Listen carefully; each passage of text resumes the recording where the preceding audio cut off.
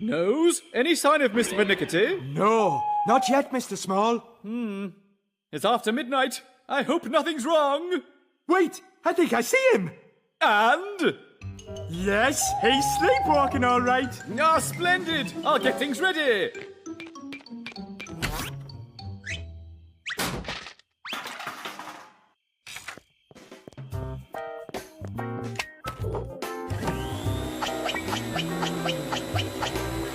Oh?